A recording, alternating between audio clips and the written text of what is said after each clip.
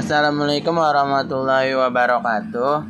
Kami dari kelompok 6 akan memaparkan presentasi mengenai dinasti Gupta.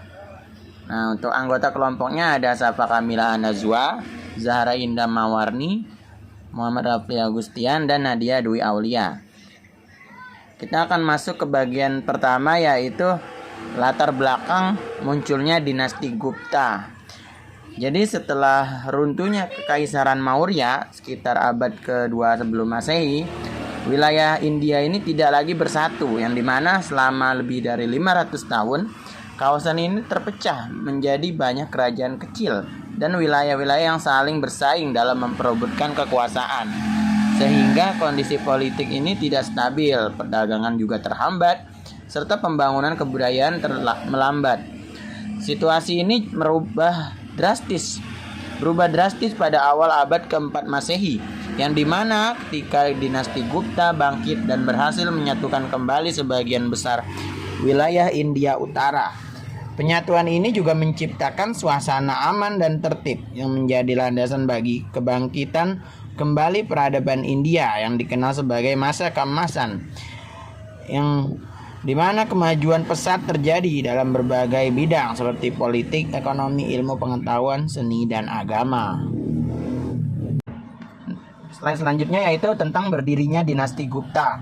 Jadi dinasti Gupta ini didirikan oleh Sri Gupta sekitar tahun 310 Masehi, atau ada juga beberapa catatan yang menyebutnya sekitar tahun 275 hingga 300 Masehi.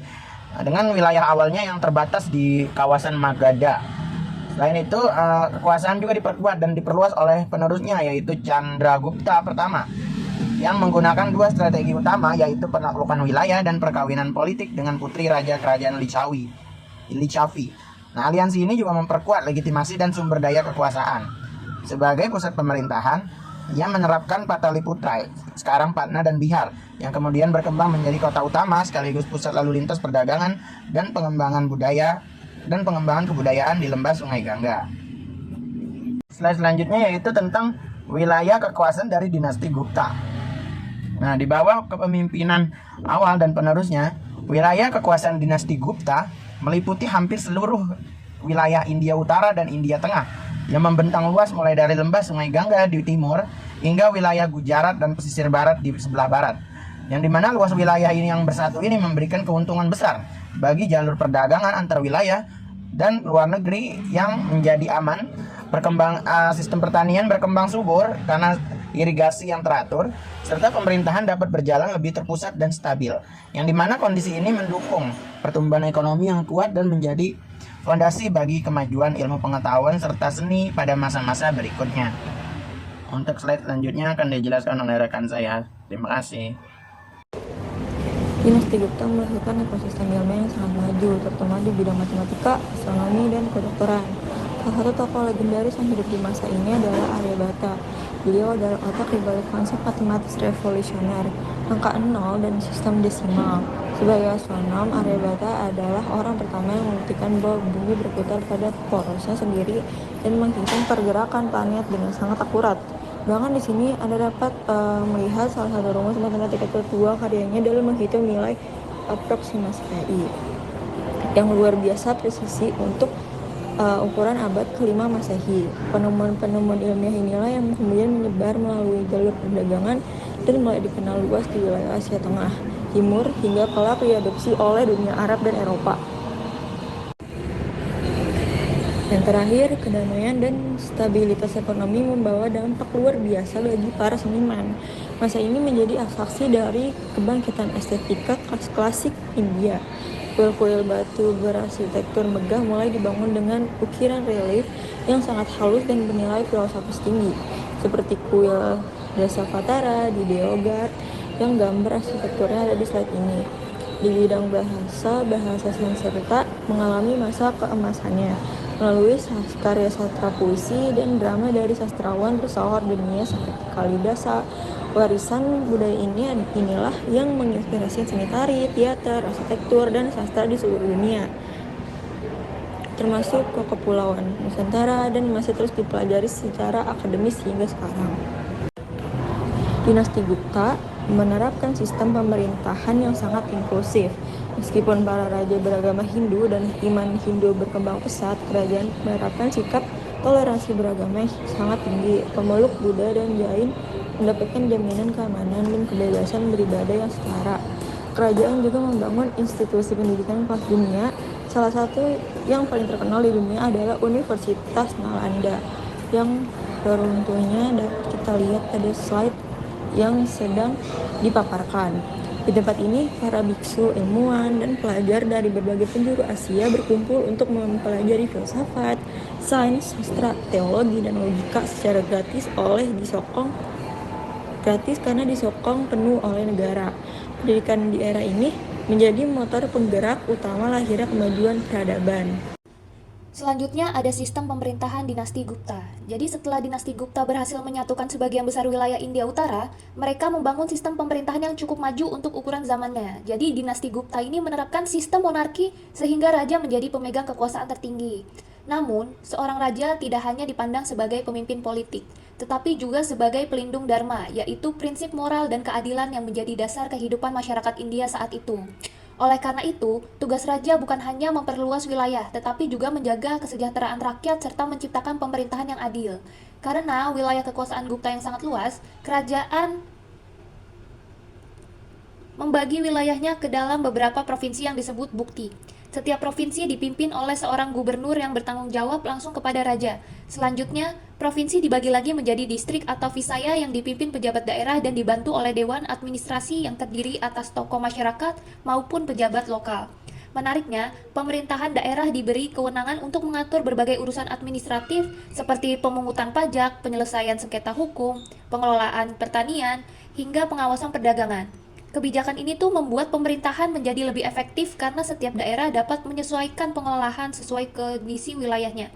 Sementara pemerintahan pusat tetap melakukan pengawasan dengan sistem administrasi yang terstruktur serta pembagian tugas yang jelas antara pemerintahan pusat dan daerah. Dinasti Gupta mampu mempertahankan stabilitas politik selama lebih dari 2 abad. Stabilitas inilah yang kemudian menjadi fondasi bagi berkembangnya ekonomi, ilmu pengetahuan, dan kebudayaan pada masa dinasti Gupta. Selanjutnya, masa kejayaan dinasti Gupta. Jadi dinasti Gupta mencapai puncak kejayaannya pada masa pemerintahan 2 raja besar, yaitu Samudragupta dan Chandragupta II. Samudragupta dikenal sebagai seorang pemimpin yang memiliki kemampuan militer yang sangat baik. Ia melakukan berbagai ekspedisi untuk memperluas wilayah kekuasaan Gupta hingga hampir seluruh India Utara. Keberhasilan tersebut bahkan diabadikan dalam prasasti Allahabad yang menjelaskan kerajaan-kerajaan mana saja yang berhasil ditaklukkan maupun yang memilih menjadi kerajaan bawahan. Dari sini terlihat bahwa kekuatan politik Gupta semakin besar dan dihormati oleh kerajaan-kerajaan lain.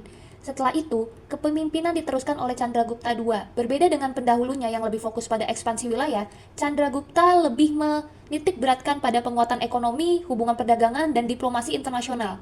Pada masa inilah perdagangan India tuh berkembang hingga menjangkau Asia Tenggara, Tiongkok, Persia, bahkan wilayah Mediterania. Stabilitas politik yang berhasil dipertahankan membuat masyarakat dapat hidup dengan lebih aman dan sejahtera.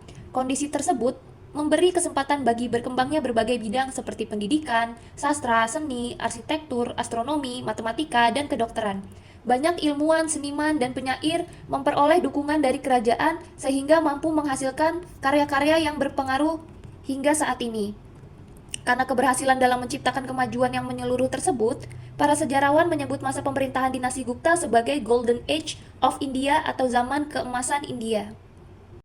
Selanjutnya ada kehidupan ekonomi dinasti Gupta. Selain memiliki pemerintahan yang stabil, dinasti Gupta juga berhasil membangun perekonomian yang sangat kuat. Sektor pertanian menjadi sumber utama mata pencarian masyarakat dinasti Gupta. Wilayah lembah Sungai Gangga yang subur serta pembangunan sistem irigasi membuat hasil pertanian meningkat dan mampu memenuhi kebutuhan penduduk. Hasil pertanian yang melimpah juga menjadi salah satu sumber pemasukan kerajaan melalui sistem perpajakan. Di sisi lain, perdagangan berkembang sangat pesat. Letak geografis India yang strategis menjadikan wilayah Gupta sebagai pusat perdagangan yang menghubungkan berbagai kawasan di Asia. Melalui jalur darat maupun jalur laut, para pedagang melakukan pertukaran berbagai komoditas seperti kain katun, sutra, rempah-rempah, logam, batu permata, dan hasil kerajinan. Kemajuan ekonomi juga terlihat dari penggunaan mata uang emas yang dikenal sebagai Gupta Dinar. Mata uang ini memiliki kualitas tinggi dan banyak digunakan dalam aktivitas perdagangan. Hal tersebut menunjukkan bahwa sistem ekonomi Gupta sudah berkembang dengan baik dan memiliki nilai yang dipercaya oleh para pedagang.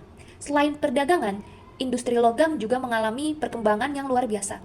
Salah satu bukti kemajuan teknologi Metalurgi pada masa Gupta adalah tiang besi Delhi yang hingga kini masih berdiri dan terkenal karena ketahanannya terhadap korosi. Fakta ini tuh menunjukkan bahwa masyarakat Gupta telah memiliki kemampuan teknologi yang sangat maju pada zamannya. Dengan pertanian yang produktif, perdagangan internasional yang berkembang, serta industri yang maju, perekonomian dinasti Gupta menjadi salah satu faktor penting yang mendukung munculnya zaman keemasan India. Baik, selanjutnya saya akan menjelaskan tentang faktor kemunduran dari dinasti Gupta. Jadi, setelah mengalami masa kejayaan, dinasti Gupta itu mulai mengalami kemunduran karena beberapa faktor. Faktor pertama itu terjadi karena perebutan kekuasaan dan keluarga kerajaan, sehingga kondisi politik itu menjadi tidak stabil. Yang kedua itu ada serangan bangsa Hun atau Huna. Nah, dari wilayah Asia Tengah, ini melemahkan pertahanan kerajaan dan menyebabkan beberapa wilayah itu berhasil dikuasai. Selain itu, luasnya wilayah kekuasaan membuat pemerintah itu sulit mengawasi daerah-daerah yang jauh dari pusat pemerintahan.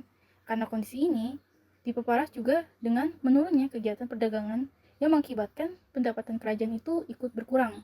Akibat dari ini, kekuatan ekonomi dan militer dinasti Gupta itu semakin melemah. Selanjutnya adalah tentang keruntuhan dinasti Gupta.